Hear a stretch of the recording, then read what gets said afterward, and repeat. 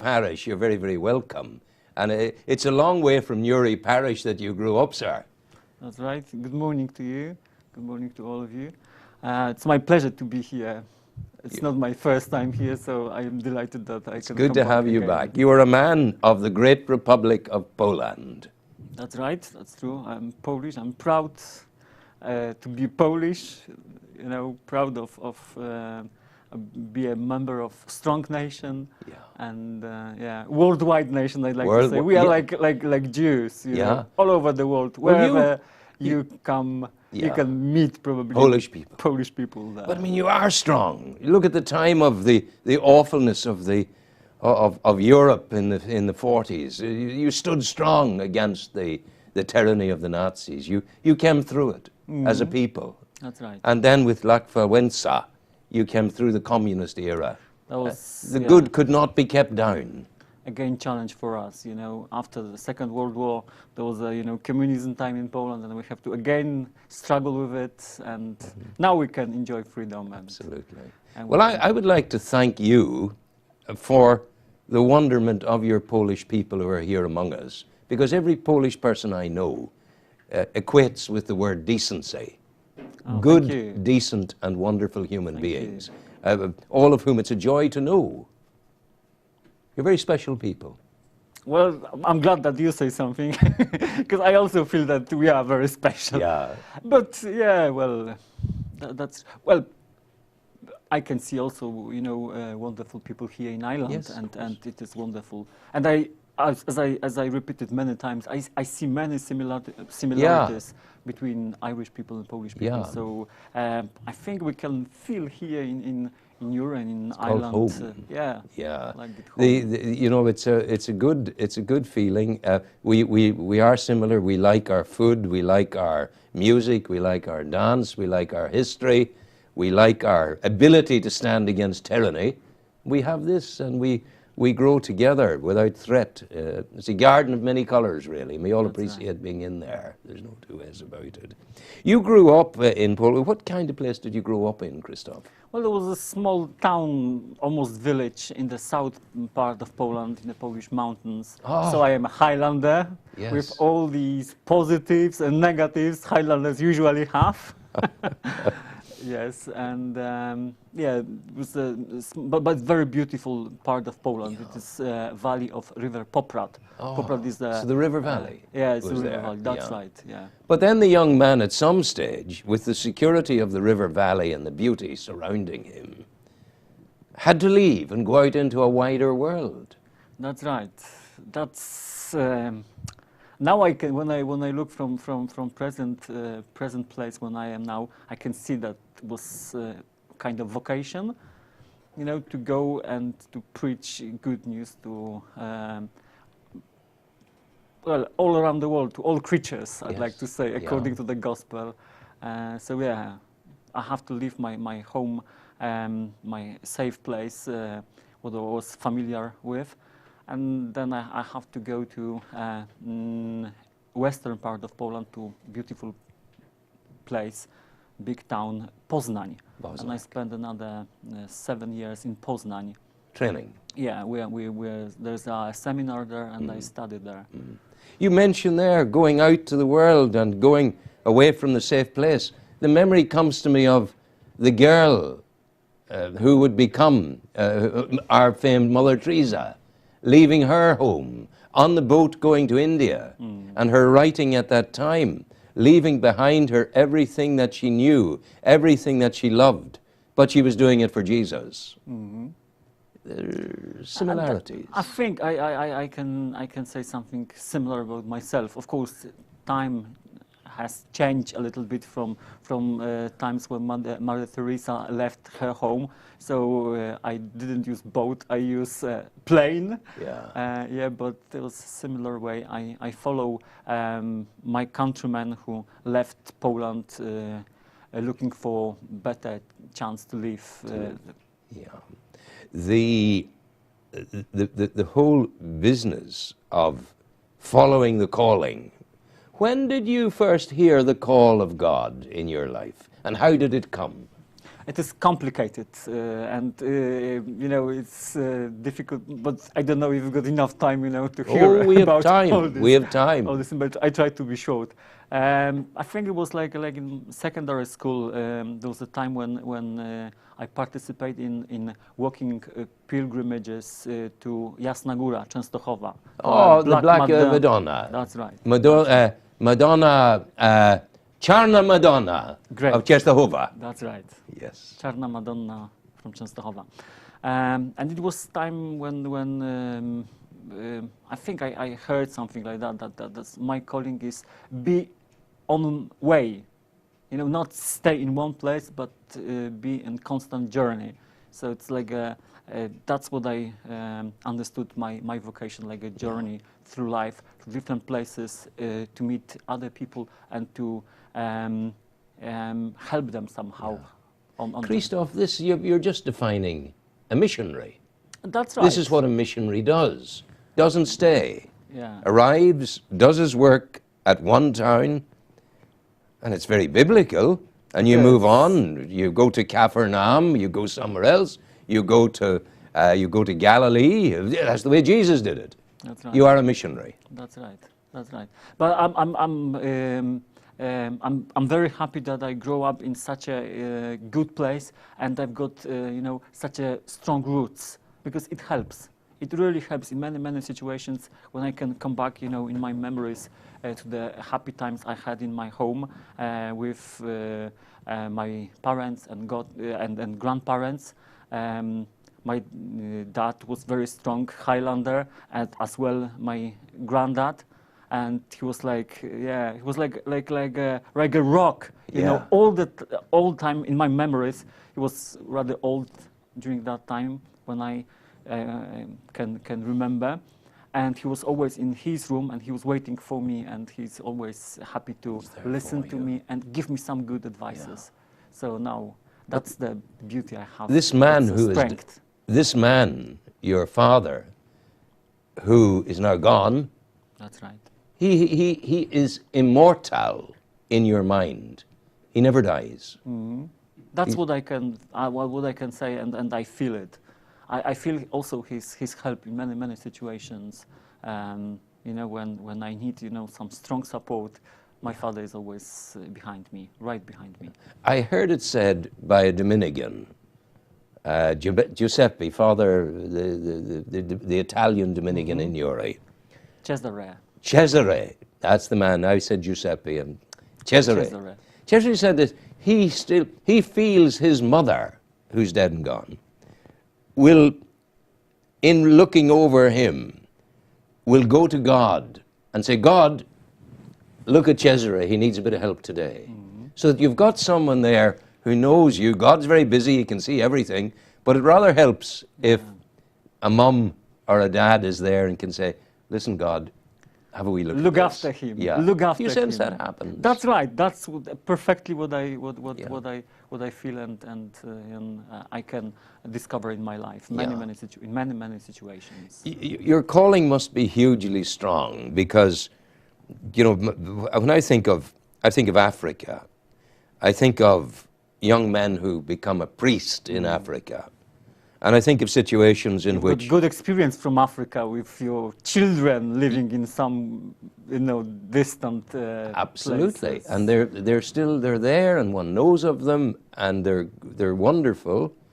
But when the boy of Africa decides he's going to become a priest, it can, in the African tradition, break the parent's heart, because the parent is not going to have a grandchild. Yeah. And that's a loss. Now, in the scheme of things at the moment, your mum is not going to have a grandchild from you.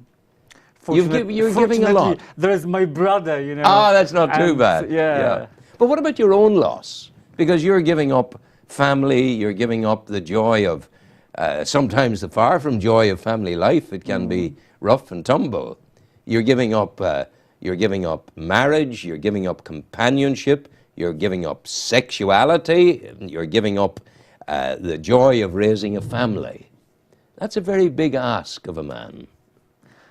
Yeah, but again, when you come back to the gospel, in the gospel you can read that there was question, you know, St. Peter asked Jesus, what we will have. Yeah. And Jesus said, nobody who left everything will stay with nothing. In the life will come, he will inherit, you know, brothers, sisters, lands, homes, everything. Everything. So it is somehow, I think that's my experience, that every one of us must lose something, and we constantly lose something in our lives. We do. Every day, Yeah. every day, you know. Even if you've got family, you have to lose something. You have to sacrifice something for the benefit of your family. And it Yeah. is same idea, I think, in our vocation. We have to sacrifice something to achieve something, something better, something stronger, to be maybe more dynamic, more flexible, serve better our parishioners, Yeah. serve better people who are looking for answering for their difficult questions. Absolutely. So Yeah. maybe such a kind of sacrifice can give them some kind of assurance. I notice in the priesthood, where you have a priestly presence as a diocesan priest, where you live alone. It's you have your own room, you share the building with 2 or 3 others. And then I know the priests who are in community, like the Society of African Missions, for example, That's right. where you have a group of men living together. The OLAs, Our Lady of the Apostles, a group of women living together. There is, as they grow older, a companionship there that supports them. At the moment, you're growing into an old age, and a long time to come, into an old age when you will be alone, possibly. But the church may well have changed significantly by that time, significantly in the sense that structures will be in place to make sure that men who have served all their lives don't have to grow old alone, that you can have a community of priests working together. You know, I am in a rather privileged position because I am a member of order, religious order, Society of Christ. You know what I'm talking about. Yeah, so in that Is that a kind of Jesuit? You're a sense- Jesuit? No. Society of Christ? Society of Christ is something different. What are they Jesuits called? are Society of Jesus. and we are There we Society are. Of Christ. Yes, yes. Yeah, I was close. I was close. Very, Yeah, very, yeah, very close. yeah. It's a slight difference. So you have a community. Yeah, so I am, and that's again a huge support for myself, you know. And you know, our mission of my congregation is working with Polish people living overseas. So there was a main idea when our society was founded by Polish primate Cardinal August Chlond. When he found that congregation, he gave us this mission, working with Polish immigrants, Polish people living overseas. So I can recognize that's my power, and that's my backup support. I Yes, like to well, say. you know what I'm talking about. Yeah. And we're there. And I am let's say at least easy about and relaxed about my future life, Yes, because yeah. I'm after a life here, let's say in first line of the front, let's say. Yeah. Yeah, one day I come back to my community, and I you'll will be there. I will be there. I will. Perhaps then a more contemplative lifestyle, a more think so. not more prayerful because you pray all the time. That's right, but more contemplative. Yeah, I think so. Yeah. Now, tell me if you would. I'm fascinated by the story of the Czarna Madonna of Częstochowa. That's wonderful. Story. I meet people who are Polish in Dublin, people who are challenged in many, many ways, and we take great pleasure in regaling the Czarna Madonna of Częstochowa. What's the story of the Black Madonna? You know, it's very deep rooted in our tradition, culture, and our history. And every time when you come into a Polish house, you will very easily recognize that this is Polish house, because on the wall you will see this picture of Black Madonna. Because every time when we left our home place, our country, we took with us every time probably every one of us took smaller or bigger picture of Black Madonna with him, with her, you know, for the journey of life. Yes, story is very, very simple. History is very, as I said, it's connecting with our history. You know, there's a picture. We believe that that picture of Black Madonna was painted by Saint Luke. Wow. Yeah, that's the what we evangelist. believe. Evangelist. That's My right. goodness. And but probably it's only tradition. Anyway, it's some kind of icon. The Yeah. picture looks like icon, and it was created, I think, in the beginning of the very early Middle Ages. So it is not probably done by Saint Luke, No. but we believe Yeah. that's the But it's tradition. a tradition. It's a tradition, and this picture came to Poland through eastern, from east, so Yeah. somewhere from Ukraine, and You've made her your own. Very much made the Yeah. Black Madonna your own. And you see two scarves on her face, and it is signed that there's again legend that when Poland was invaded by Genghis Khan and his Wow. troops, he also tried to took Black Madonna with them, and he robbed it actually, and they put it on the cart. But horses can't move. Can move, so they try to beat the horses, and horses still can't move.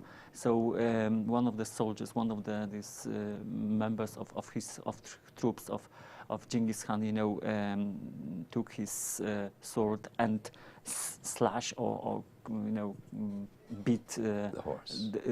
not the horse, also picture. And that's the Wow, scars that's the scar. That's the on scar. the Scars on the pictures. picture. Goodness gracious. Hold that thought. Stay with me. We have more to talk about. Right.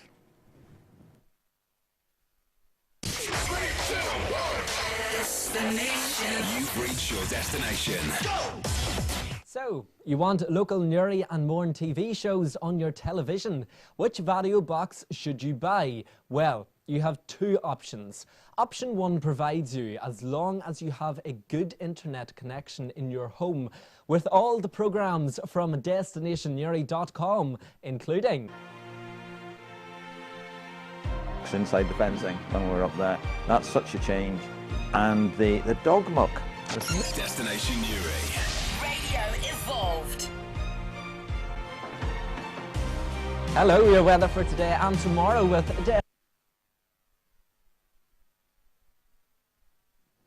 In the lovely company of Father Kristov of the Polish community here.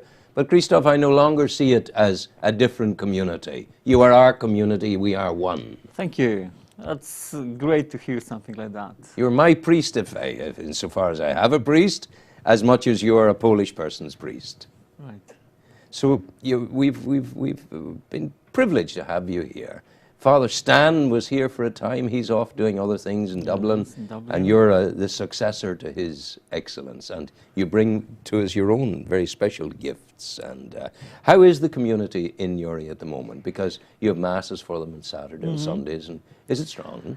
I think we flourish, I'd like to say, you know, Good. and yeah, it's very good, and we discover some new activities, and we organize, for example, a pilgrimage to Holy Land. Yeah, I visited Holy Land last September, Yeah. and I was after huge impression. So I decided that I'd like to organize something for my people as well. Yes. And with cooperation with Father Łukasz, who is a curate in Dublin. Yes.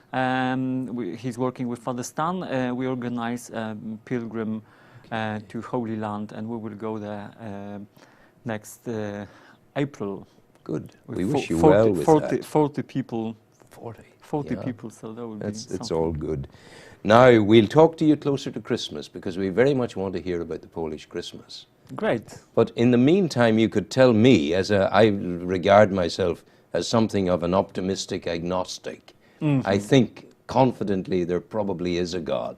Right. Is that as good as it can get for a human being? That you think very positively that there probably is a God? That's right. You know, we all are looking for God. on that way or another, you know, and believe it is not that I am sure that God exists. Belief means that I believe that He exists, and I believe in His words. So that's the way. Probably you know about that better Well, than I. it's a voyage, isn't it? Yeah, Through life, it is, searching. It is some kind of searching. It is journey. It is Yeah. journey. I'd like to say that it's kind of dance, you know. Yeah. And sometimes I dance my own, and sometimes I like to allow Him to lead me. To lead you. somehow. Of course, there's the story of the two sets of footprints on the beach, That's right. walking along, and one set suddenly disappears, and the person says, God, when I needed you, why did you leave me? And God said, my son, I hadn't left you. The footprints are mine. I was carrying you. That's right. That's the most beautiful story, you know, and it's very, very powerful and very, I think, optimistic and full of hope for every one of us. Would you end this morning for us with a prayer, a Polish prayer in English, if you would, for the people to understand it, or an idea of the Polish prayer? And could we please do it as an offering to God on behalf of those in our community at the moment who are ill? Okay. And I think particularly at this time of my good friend Eden.